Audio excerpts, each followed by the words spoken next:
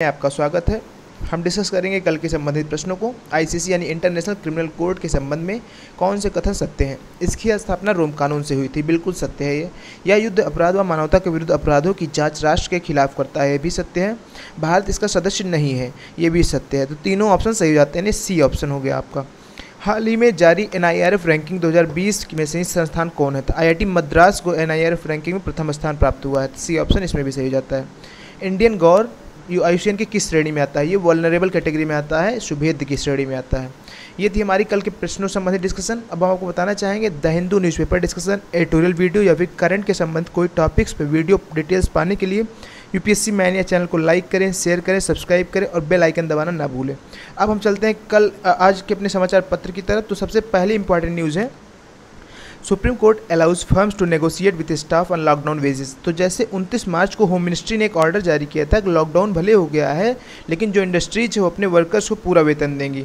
तो ये एक अनवायबल क्वेश्चन था कि भाई जब इंडस्ट्रीज चल नहीं रही है, उनकी आय का स्रोत बंद हुआ है, तो कैसे वेतन दे पाएंगे। तो इसके खिलाफ सुप्रीम कोर्ट में याचिका दायर की गई थी, जिसमें सुप्रीम कोर्ट ने आदेश दिया है कि जो है अब जो फर्म्स हैं यानी इंडस्ट्री जो अपने वर्कर्स के साथ नेगोशिएट करके मध्यम मार्ग अपनाएं, यानी कि एक करार पे पहुँचे। पूरा वेतन देना उनको आवश्यक नहीं, कंपलसरी नहीं, अपने वर्कर्स के साथ वो कंप्रोमाइज़ पे एक कोई डील कर सकते हैं। यानी कि जैसे एक उदाहरण तौर पर ले कि आधा वेतन दिया जाए जितने दिन लॉकडाउन था, तो ऐसा कुछ करके कर सकते हैं।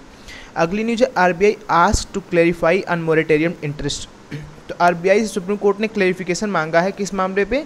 जैसे कि आप देख रहे होंगे मोरेटोरियम लगाया गया 6 महीने का, यानी कि जो है कोई भी लोन जो लिया है 6 महीने तक इंस्टॉलमेंट सबमिट करना कंपलसरी नहीं है। अगर आप इंस्टॉलमेंट सबमिट नहीं कर पाते हैं कोई पेनल्टी नहीं लगेगी, लेकिन इस दौरान इंटरेस्ट तो जारी रहेगी ना, हर 6 महीने की इंटरेस्ट तो जो है जारी रहेगी, बढ़ती रहेगी। तो इसके खिलाफ जो है याचिका दायर की गई कि भाई जब इंटरेस्ट चलती रहेगी तो हमारे इस मोरेटोरियम का कोई लाभ थोड़ी मिल रहा है, इंटरेस्ट तो हमको देना ही पड़ेगा 6 महीने का। तो अभी सुप्रीम कोर्ट ने इससे RBI पे स्पष्टीकरण मांगा है कि भाई आप स्पष्ट करो क्या आपका इस पे स्टैंड है। Delhi government asked to explain decline in कोविड-19 टेस्टिंग। सुप्रीम कोर्ट ने दिल्ली सरकार से पूछा, जैसे देखिए कि जो केसेस की संख्या है, जो टेस्टिंग होती थी दिल्ली में वो लगभग 7,000 होती थी, अब 5,000 तक कर दी गई एक दिन में। तो इससे कहा गया कि मतलब क्यों एक टेस्ट, जैसे अब संक्रमण बढ़ रहा है और टेस्ट क्यों कम कर रहे हो, अब तो टेस्ट बढ़ाने की आवश्यकता है। तो ये प्रश्न पूछा गया दिल्ली सरकार से। Government puts out decision on states GST dues till July. तो जैसे GST काउंसिल की कल मीटिंग हुई थी, तो उसमें पहले हम जानेंगे GST काउंसिल क्या है। तो जैसे हमारा एक GST यानी गुड्स एंड सर्विस टैक्स के तहत एक GST काउंसिल गठन किया गया है कि सारे महत्वपूर्ण निर्णय इस काउंसिल ये परिषद ही लेगी जो है बहुमत से। तो GST काउंसिल किससे मिलकर बनी होती है, ये आपका जो केंद्रीय वित्त मंत्री होते हैं वो इसके अध्यक्ष होते हैं, और सभी राज्यों के वित्त मंत्री या फिर उन वित्त मंत्रियों द्वारा या फिर राज्य द्वारा कोई भी मंत्री प्रतिनिधि के तौर पे उस सभा में भेजा जाता है GST परिषद में।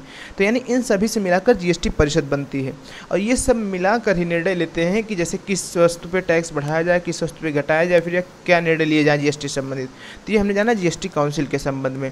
तो अभी देखिए न्यूज़ क्या है, तो ये बताया गया, कल डिस्कशन हुआ है, उसमें निर्णय बताया, उसमें चर्चा में बात सामने आई कि जो लक्ष्य था हमारे इस महीने का वो केवल 45% ही रीच कर पाए हैं, क्योंकि जान रहे हैं आप इंडस्ट्रीज बंद है, तो जब वो इनकम नहीं आ रही तो टैक्स कहाँ दे पाएंगी, वो केवल 45% टारगेट ही पूरा हो पाया है।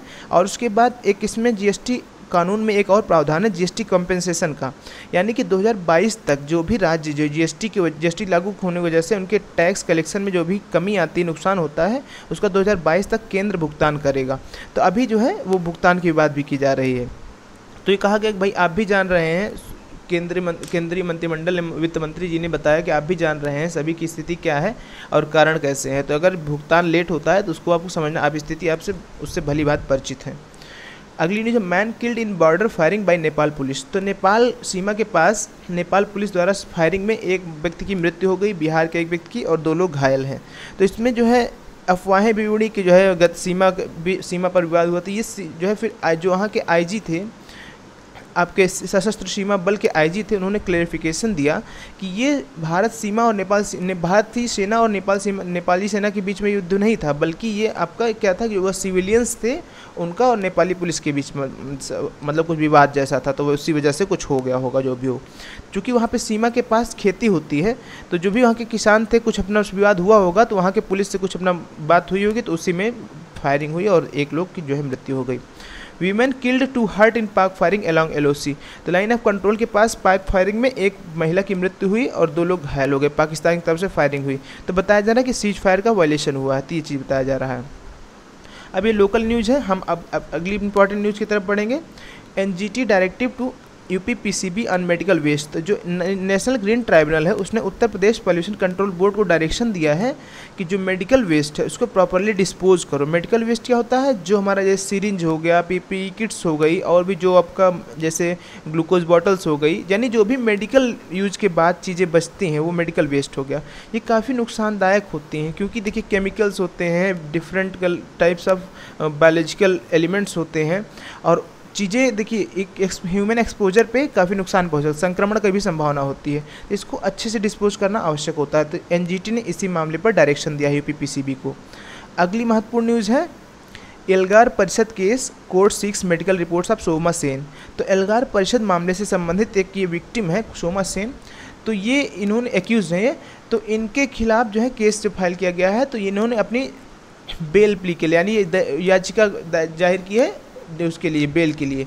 तो उसमें कहा है कि हम मतलब मेडिकल लीव लेना चाहते हैं, लेकिन तो इनको इनसे रिपोर्ट मांगी गई, सुप्रीम कोर्ट ने फिर रिपोर्ट मांगी है भाई कि जो है रिपोर्ट दीजिए आप कहाँ पे वो हैं। तो एल्गार परिषद केस क्या है ये चीज़ हम जानेंगे। देखिए भीमा कोरेगांव महाराष्ट्र में एक जगह है, वहाँ पर जो है अंग्रेज़ों के समय में ब्रिटेन की जब हम ब्रिटेन की कॉलोनी, तो उस समय में एक युद्ध हुआ था मराठाओं और ब्रिटेन के मध्य में, जिसमें ब्रिटेन की सेना में हमारे समुदाय के, हमारे भारतवासी के निम्न समुदाय के लोग जो है अनुसूचित जाति, अनुसूचित जनजाति के लोग उसमें शामिल थे, और उन्होंने ब्रिटेन की तरफ से लड़ा था, जिसमें वो अभी अपनी विजय मानते हैं। तो यानी कि जो निचले समाज के निचले स्तर के लोग मराठाओं के खिलाफ उसको विजय मानते हैं और उसको काफ़ी हर्षोल्लास से उसका उत्सव मनाते हैं। तो उसी की 200वीं जयंती पर 200वीं वर्षगांठ पर एल्गार परिषद के द्वारा एक आयोजित किया गया था भीमा कोरेगांव पर, एक मतलब अपना संघ सबको इकट्ठा होने का प्रावधान किया गया था। तो उसी में वायलेंस हुआ था, तो उसी से संबंधित प्रोब चल रही है, तो उसी में ये थी। तो एल्गार परिषद के से रिलेटेड ये चीज़ आपको जानने की आवश्यकता थी। Samples from Lonar lake sent for testing. तो लोनार लेक एक महाराष्ट्र में आपकी जियो हेरिटेज लेक है। जियो हेरिटेज क्या है? मतलब कि जो आपका ऐसी स्थल जो भौगोलिक दशा से यानी कि आपके पृथ्वी की उत्पत्ति के हिसाब से वो यानी कि ऐतिहासिक काल से प्राचीन हो हमारे। तो लोनार लेक क्या है? एक क्रेटर लेक है। माना जाता है कि जो अंतरिक्ष से एक मेटेराइट आया था, उल्का पिंड आया था, उसके टकराने से ये गड्ढा हुआ है, तो ये झील हुई है। तो ये आपका 1.2 किलोमीटर व्यास में फैली हुई है। तो अभी इसमें क्या देखा गया है कि जो इसका पानी है वो लाल रंग हो गया है। तो इसलिए एक मतलब काफ़ी इंटरेस्ट की बात है ये कि जो साइंटिस्ट भी काफ़ी इंटरेस्टेड इसमें कि इसका रंग, पानी का रंग क्यों लाल हो गया है। तो कुछ लोग ये बताते हैं कि एक ड्यूनालिलिया एल्गी है जो हेलो बैक्टीरिया के साथ मिलती है और बीटा कैरोटीन पिगमेंट का निर्माण करती है। इसी की वजह से इसका जो रंग है वो पिंक कलर, गुलाबी कलर जैसा हो रहा है। तो ये चीज़ में बताई जा रही, काफ़ी इंटरेस्ट की बात है। और ये बताया जा रहा है कोई ऐसा नहीं पहली बार है, ईरान में भी एक लेक ऐसा हो चुका है कि रेडिश कलर का हो गया है, रेड कलर का लेक हो गई थी।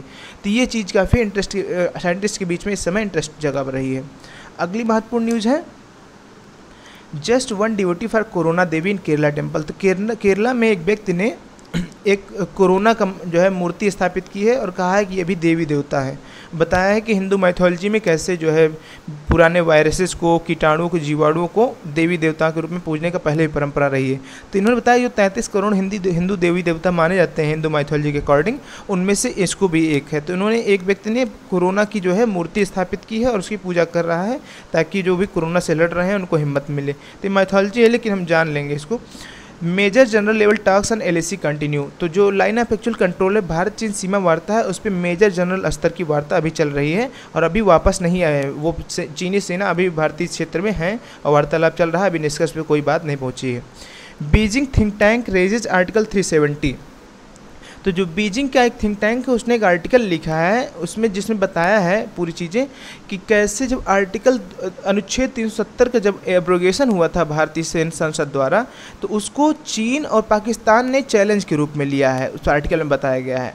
कि जैसे आप समझिए कि जब उसको जम्मू कश्मीर को पूर्णतः भारत का राज्य बना लिया गया, भारत के राज्य क्षेत्र पूर्णतः शामिल कर लिया गया, तो एक तरफ जो पाकिस्तान था और पूर्वी तरफ आपका चाइना था, तो चाइना का अक्साई चीन क्षेत्र जो नया मानचित्र जारी किया गया वो लद्दाख में दिखाया गया, जिससे चाइना को आपत्ति थी और चाइना ने कहा कि हमारे सॉवरेनिटी पर एक जैसे वो है। तो जो आर्टिकल छपा हुआ है उस चीन के जो है थिंक टैंक के उसमें प्रिंट में, तो उसमें ही बताया गया है कि जो ये चाइना ने इसका विरोध जताया, जब वहाँ पे एस जयशंकर वहाँ पे एक बार गए भी थे, उसके बाद उस पर विरोध जताया गया था। तो उसी के खिलाफ ये जो अभी हाल में मिलिट्री टेंशंस हुई हैं इंडिया चाइना बॉर्डर पे, तो वही कारण है आर्टिकल 370। अब देखिए और क्या बात बताई है इस आर्टिकल में, और उन्होंने बताया है कि इंडिया को डबल कॉन्फिडेंस है, उसकी वजह से भी जो है इंडिया काफ़ी एग्रेसिव है। पहली बात तो 2019 में जो चुनाव हुए थे तो उसमें बीजेपी काफ़ी भारी मत से पुनः जो है बहुमत में आई, और दूसरी बात यूनाइटेड स्टेट्स जैसे राष्ट्र भी इंडिया को बैक कर रहे हैं। इन दोनों सपोर्ट की वजह से इंडिया जो है हाईली चार्ज्ड है, जिससे जो है चाइना को प्रॉब्लम है और उसके बाद इसके अगेंस्ट में एक्शन लिया गया। तो ये सारी चीज़ें उस आर्टिकल में बताया गया चाइनीज़ थिंक टैंक में। अगली न्यूज़ है Nepal's lower house to vote on new map. तो जो नेपाल में आप जान रहे होंगे जो नया मानचित्र जारी किया है, जिसमें उसने काला पानी, लिम्पियाधुरा, लिपुलेख, दर्रे, ये सब सारी चीज़ें, ये सब क्षेत्र जो पिथौरागढ़ डिस्ट्रिक्ट में आते हैं, इनको सबको अपने मानचित्र में दिखाया है। अब उसको संवैधानिक दर्जा देने जा रहा है, तो वहाँ का जो लोअर हाउस है वो उस पर आज वोटिंग करेगा। तो ये सारी चीज़ें बताई गई इसमें। अगली महत्वपूर्ण जो government committed to quota says Nadda. तो जैसे जान रहे हैं आप चुनाव की तैयारियां चल रही हैं, बिहार में चुनाव होने वाले हैं, तो मतलब उसकी तैयारी भी चली हुई है। तो अभी जो जेपी नड्डा बीजेपी के प्रेसिडेंट, उन्होंने कहा है कि हम कोटा के लिए कमिटेड है, यानी जो आपका रिजर्वेशन होता है। तो फिलहाल वो चीज़ बात यहाँ पे ये पॉलिटिकल है, हम यहाँ पर जानेंगे कि जैसे विवाद चल रहा है कि क्या जो रिजर्वेशन है ये फंडामेंटल राइट है कि नहीं। तो सुप्रीम कोर्ट ने कहा reservation is not a fundamental right, ये मौलिक अधिकार नहीं है रिजर्वेशन। तो फिर उसके बाद रामविलास पासवान ने कहा ये एक संवैधानिक अधिकार किस आधार पर कर रहे हैं, क्योंकि आप देख लेंगे अनुच्छेद 15 के 4 में, अनुच्छेद 16 के 4 में, तो उसमें बताया गया सोशली और एजुकेशनली बैकवर्ड उसके लिए विशेष प्रावधान किए जा सकते। तो उसी को आधार बना के रिजर्वेशन को कॉन्स्टिट्यूशनल राइट बताने की बात की जा रही है। तो ये एक विवाद का विषय है, इस पर क्वेश्चंस भी आ सकते हैं, मेंस के क्वेश्चन आ सकते हैं और प्रीलिम्स बेस्ड क्वेश्चन भी आ सकते हैं। तो ये चीज़ आपको ध्यान देने की आवश्यकता है। अगली न्यूज़ है supreme Court raps government and pay cuts for medical staff. Supreme court ने गवर्नमेंट को जो है चेतावनी दी है, उसको फटकार लगाई है कि जो मेडिकल स्टाफ उनका वेतन आप मत काटो। क्या आप ऐसा चाहते हैं जो डिमोरलाइज सोल्जर्स आपकी जो है कोरोना की लड़ाई से लड़ पाएंगे? तो ये चीज़ बताई है उसने। Welfare protest as oil wets equipment from Andhra. तो जो है आसाम के बागजन क्षेत्र में जो दिब्रू साइकोवा राष्ट्रीय उद्यान के पास में ही है, तो वहाँ पे जो ऑयल इंडिया लिमिटेड का एक कुआं है गैस का, उसमें आग लगी थी, आपको पता ही है, हम लोग कई दिन से डिस्कस कर रहे हैं। अभी उसको बुझाने के प्रयास चल रहे हैं, तो वही चीज़ इसमें न्यूज़ को कवर किया गया है और बताया जा रहा है कि अभी प्रोटेस्ट जारी हैं और जो इक्विपमेंट्स आंध्रा से आने हैं जो आपके ऑयल मतलब उस गैस को जो ये आग लगी उसको कंट्रोल करने में हेल्पफुल होंगे, तब तक जो है प्रोटेस्ट चल रहा है, चीज़ें बताई जा रही है इसमें। Process begins to send back Tablighi workers. तो जो तबलीगी जमात के जो है आप देखे होंगे उस बीच जो है काफ़ी चर्चा में आया था, तो तबलीगी जमात में काफ़ी दूसरे देश से भी लोग आए थे, जैसे बांग्लादेश से, मलेशिया से, इंडोनेशिया से, ऐसे भी देश से लोग आए थे। तो उन सभी का वीज़ा वायलेशन के आधार पर उनको रोक के रखा गया था। तो अब वहाँ के देशों ने अप्रोच किया है कि भाई हमारे देश के नागरिकों को वापस भेज दो। अब वो प्रोसेस शुरुआत की जा रही थी, ये बात इसमें बताई जा रही न्यूज़ में।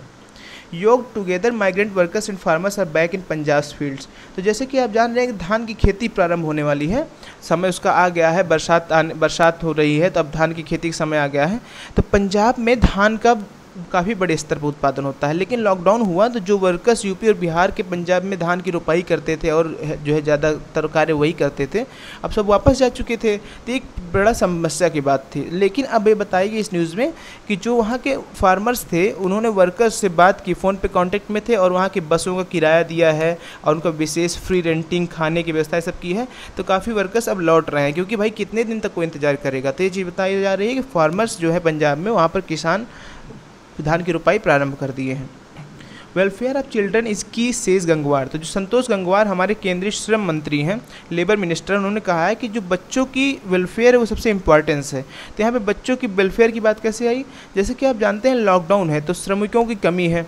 अब जैसे लॉकडाउन होगा, इंडस्ट्रीज बंद हैं, तो चाइल्ड ट्रैफिकिंग भी स्टार्ट होगी, यानी सस्ते दामों पे बच्चों को, जैसे बहुत से गरीब परिवार है जो आर्थिक मंदी में चल रहे हैं, आर्थिक समस्या है, तो अपने बच्चों को वो एग्रीमेंट पे भेज सकते हैं। तो ऐसी चीज़ें काफ़ी संभावना ऐसे केसेज आएंगे।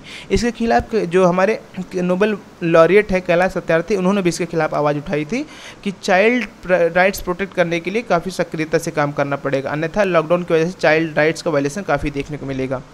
अगली न्यूज है use cashless technology for transport. तो ट्रांसपोर्ट क्षेत्र के लिए कैशलेस टेक्नोलॉजी को यूज़ करने का सजेस्ट दिया जाता है।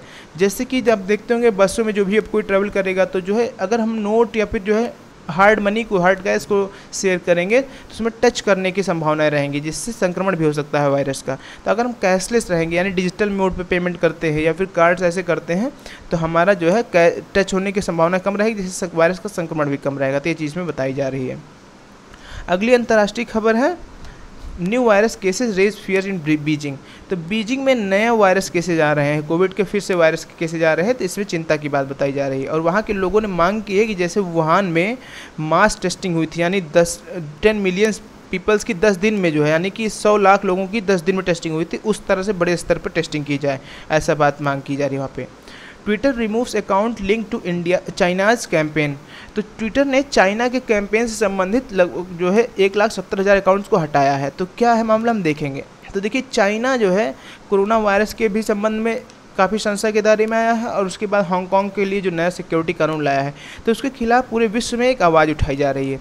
इसको काउंटर करने के लिए चाइना ने सोशल मीडिया का माध्यम का सहारा लिया था। उसमें यह क्या करता था कि ढेर सारे अकाउंट बना देता था और उसके बाद उन अकाउंट को स्पॉन्सर करता था चाइना, और वो चाइना के पक्ष में चीज़ें लिखते थे, पोस्ट करते थे, जिससे जो वर्ल्ड मीडिया है या वर्ल्ड के सारे लोग हैं वो चाइना के हिसाब से न्यूज़ देखें। तो चाइना स्पॉन्सर्ड न्यूज़ उन सोशल प्लेटफॉर्म पर दिखाई जा रही थी, जिसको जो है एक प्रोपेगेंडा के तौर पर जब ट्विटर ने इसको पॉइंट आउट किया तो उसने क्या किया, 1,70,000 अकाउंट जो ऐसे थे जो चाइना के फेवर में लिखते थे और वो चाइना का प्रोपेगेंडा यानी झूठे डाटा प्रयोग करते थे और दिखाते थे कि हम इतने अच्छे से लड़ रहे हैं, ऐसे कर रहे हैं, मतलब झूठा एक प्रोपेगेंडा चलाया जा रहा है चाइना के द्वारा अपनी इज्जत को, अपनी जो इमेज को ठीक से सुधारने के लिए। तो जिसके खिलाफ जब ट्विटर ने पॉइंट आउट किया तो 1,70,000 अकाउंट्स को उसने ट्विटर ने हटा दिया है। तो ये काफ़ी एक इम्पॉर्टेंट पॉइंट हो सकता है और ये क्वेश्चन भी पूछा जा सकता है। ये आपको देखिए इंटरनेशनल रिलेशन का महत्वपूर्ण बिंदु है, ये सोशल मीडिया डिप्लोमेसी आप इसको कह सकते हैं। और देखिए इसी से संबंधित एक न्यूज़ है, US asks Zoom to clarify ties with China. तो जो जूम वीडियो कॉलिंग एप्लीकेशन है उसका प्रयोग काफ़ी बढ़ गया है लॉकडाउन के दौरान, इससे प्रश्न भी उठाए जाते हैं। हालांकि ये एप्लीकेशन तो यूएसए का है, लेकिन चाइना की जो है कहा जाता है कि डाटा जो है इसका चाइना के थ्रू कंट्रोल्ड है। तो इससे संशय में कब और आया जूम कि जब जूम पे 3 आईडीज़ को ब्लॉक कर दिया गया था। उसमें जो 2 आईडी जो टिएनमेन स्क्वायर को प्रोटेस्ट को जो है ऑर्गेनाइज करने की बात कर रहे थे, ऑनलाइन मीटिंग, और एक आईडी चाइना हांगकांग के खिलाफ पे, तो इन तीनों आईडी को चाइना के रिक्वेस्ट पे बैन कर दिया गया था। तो यूएसए ने फिर प्रश्न उठाया कि आप चाइना के दबाव में काम कर रहे हो, इसका मतलब कि आपका क्या रिलेशन है चाइना से, इसको आप एक्सपोज करो, क्लियरली बताओ। तो ये चीज़ था जूम एप्लीकेशन हमने जाना। तो सोशल मीडिया डिप्लोमेसी कैसे कर रहा है ये चीज़ हम जानते हैं, इंटरनेशनल रिलेशन के संबंध में काफ़ी इंपॉर्टेंट हो सकता है। Anti racism protest have been hijacked by extremist Boris Johnson. तो जो यूके के प्राइम मिनिस्टर बोरिस जॉनसन उन्होंने कहा है, जो अभी देखिए ब्लैक लाइव्स मैटर मूवमेंट चल रहा था वो अब यूरोप में फैल चुका है और ब्रिटेन में भी काफ़ी वो चल रहा है, जिसमें जो भी मतलब पुराने इतिहास में जो भी काले लोगों को शोषण किए हैं, जैसे देखिए विंस्टन चर्चिल थे, उनकी मूर्ति को गिरा दिया गया, और भी जो मतलब वो डिस्क्रिमिनेटरी आइडल्स थे उनको सबको गिराया जा रहा है कि भाई इतिहास में जो भी हमारे साथ शोषण हुआ है उसको जो है अब उससे बदला लिया जाए। उनको हम इतिहास में याद नहीं कर सकते अच्छे नामों से, यानी किसी गली का नाम किसी ऐसे व्यक्ति के नाम पे है जो रंगभेद करता था। जब विंस्टन चर्चिल का कहानी आप जानते ही होंगे कि जब बंगाल में फेमाइन था, द्वितीय विश्व युद्ध चल रहा था, तो बंगाल का राशन उठा के वो यूरोपीय सैनिकों को भेज देते थे। तो ये जो है रंगभेद ही तो है, ये भेदभाव ही तो है, तो इसलिए उनको जो हम हीरो की तरह नहीं देख सकते हैं। तो इसके खिलाफ वहाँ प्रोटेस्ट चल रहा है। तो बोरिस जॉनसन ने बताया, वही चीज़ बता रहे हैं कि जो एंटी रेसिज्म प्रोटेस्ट है ये एक्सट्रीमिस्ट के हाथ में चला गया है और ये वायलेंट हो रहा है। Hong Kong rejects UK's biased remarks. तो हांगकांग की जो सरकार है वो चाइना बायस्ड होती है, आपको भी पता है। तो हांगकांग और की सरकार और चाइना की जो गवर्नमेंट है उन दोनों ने यूके के रिमार्क्स को बायस्ड बताया है। तो यूके ने कहा था कि जो हमारा एग्रीमेंट हुआ था हांगकांग के साथ, हांगकांग को जो हमने चाइना को ट्रांसफ़र किया था 1 कंट्री 2 सिस्टम्स के अंतर्गत, तो अभी जो है जो चाइना नया सिक्योरिटी ला आया है उस 1 कंट्री 2 सिस्टम का वायलेशन है ये। तो ये चीज़ बताया है। तो उसी की बात पे प्रतिक्रिया देते हुए चाइना ने कहा है और हांगकांग की सरकार ने कहा है कि यूके जो है बायस्ड रिमार्क्स दे रहा है, ये सही बात नहीं बता रहा है, ये चीज़ बताई जा रही है। On summit anniversary north Korea एक्यूजेज US of empty promise. तो आपको याद होगा 2 साल पहले सिंगापुर में डोनाल्ड ट्रंप और जो है नॉर्थ कोरिया के लीडर किम जोंग उन के बीच में एक वार्ता हुई थी, तो उसको 2 वर्ष आज पूरे हो गए हैं। तो वही चीज़ उसकी दूसरी एनिवर्सरी पे नॉर्थ कोरिया बोल रहा है कि कैसे झूठे वादे किए थे जो है यूएसए ने बोला था हमने उसके बाद जो है अपने कुछ न्यूक्लियर एटॉमिक जो प्लांट्स थे उनको भी डिस्ट्रॉय किया और कोई भी इंटरकॉन्टिनेंटल बैलिस्टिक मिसाइल नहीं बनाई, हम सारी शर्तों को मानना प्रारंभ कर दिए, उसके बावजूद भी यूएसए ने कोई भी जो है सक्रिय कदम नहीं उठाए।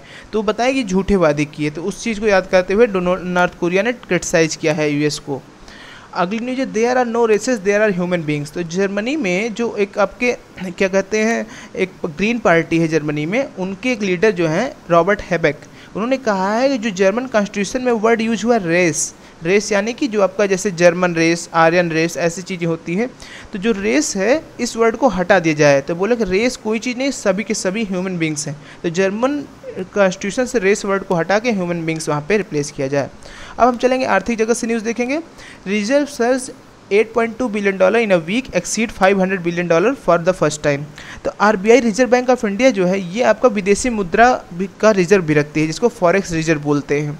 ये क्यों रखती है कि जो हमारा विदेशों से कोई भी लेन देन होगा, व्यापार होगा, वो तो रुपए में तो होगा नहीं, तो वो डॉलर के फॉर्म में या फिर किसी विदेशी मुद्रा में होगा। तो ऐसे लेन देन के लिए यानी कभी आवश्यकता पड़ती है इम्पोर्ट एक्सपोर्ट के लिए आपका जो है ये फॉरेक्स रिजर्व रखना होता है।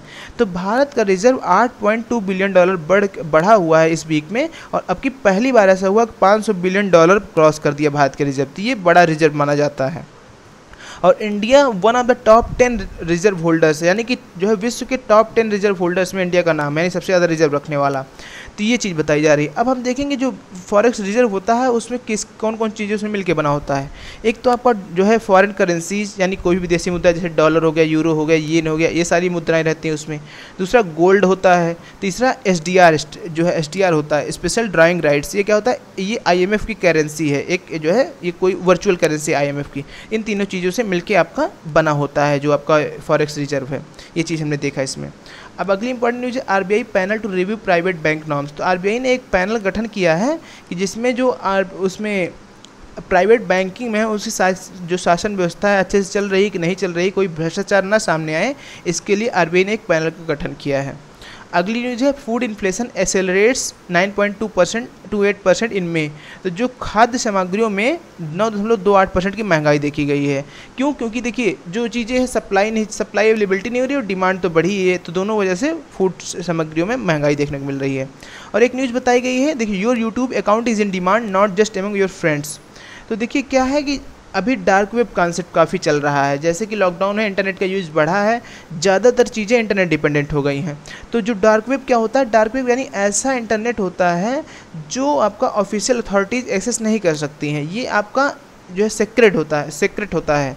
तो यानी कि कोई ऑफिशियल अथॉरिटी इसको एक्सेस नहीं कर सकती। इसका प्रयोग जो है मैलाफाइड इंटेंशंस के लिए किया जाता है, ड्रग ट्रैफिकिंग के लिए किया सकता है, पॉर्न शेयरिंग के लिए किया जाता है और इलीगल एक्टिविटीज़ के लिए किया जाता है। तो अभी बताया गया है कि जो यूट्यूब अकाउंट्स हैं लगभग भारत में कितने 265 मिलियन यूट्यूबर्स हैं भारत में, जिसमें बताया जा रहा है कि इनके यूट्यूब चैनल्स को जिनके थोड़ा सा सब्सक्राइबर्स अच्छे होते हैं उनको यूट्यूब चैनल को हैक कर लिया जाता है और उसके बाद उनको डार्क वेब पे उनकी बोली लगवाई जाती है और जो बोली लगवाता है उनको उस अकाउंट का एक्सेस दे दिया जाता है। तो फिर जो अपना यूट्यूबर रहेगा वो तो परेशान होगा भाई कि मेरा यूट्यूब अकाउंट हैक हो गया है, तो उसके बदले उससे पैसा मांगा जाता है। तो ये चीज़ बताई जा रही है कैसे जो है आपका जो है हाईजैक किया जा रहा है। तो ये चीज़ बताई जा रही है डार्क वेब पे। तो यानी कहने का मतलब ये है कि जो इंटरनेट सिक्योरिटी काफ़ी एक समस्या की बात होती जा रही है, हमको काफ़ी अच्छे से देखना पड़ेगा। तो ये चीज़ बता रहे हैं, इसमें सुझाव क्या बता रहे हैं कि 2 फैक्टर ऑथेंटिकेशन की आवश्यकता है, जैसे कि टेक्स्ट मैसेज से जो ऑथेंटिकेशन होता ना हो उसके बजाय डबल लेयर ऑथेंटिकेशन हो और जो पासवर्ड हो स्ट्रांग होने चाहिए। ये सारी चीज़ें सुझाव दी जा रही हैं। तो ये हमने आज का न्यूज़पेपर देखा। इससे संबंधित प्रश्नों को देखते हैं। प्रश्न हमारे कुछ इस प्रकार हैं। जीएसटी काउंसिल या जीएसटी परिषद के संबंध में कौन से कथन सत्य हैं? केंद्रीय वित्त मंत्री इसकी अध्यक्षता करते हैं। इसमें राज्यों के वित्त मंत्री या कोई प्रतिनिधि भी शामिल होते हैं। देखिए पहला स्टेटमेंट आप अध्यक्षता शब्द जोड़ लीजिए, तब नहीं आपको स्पष्ट नहीं होगा। इसके राज्यों के वित्त मंत्री या कोई प्रतिनिधि भी इसमें शामिल होते हैं। ये जीएसटी करों में बदलाव के निर्णय के लिए जिम्मेदार होती है। तो केवल एक व 2 उपर्युक्त सभी, इनमें से कोई नहीं। लोनार झील किस राज्य में स्थित है? कर्नाटक, महाराष्ट्र, गुजरात, तेलंगाना। भारत के विदेशी मुद्रा कोष में क्या शामिल नहीं होता है? सोना, विदेशी मुद्रा, STR रुपया। तो ये थी हमारी आज की न्यूज़पेपर डिस्कशन। बहुत बहुत धन्यवाद। Thank you.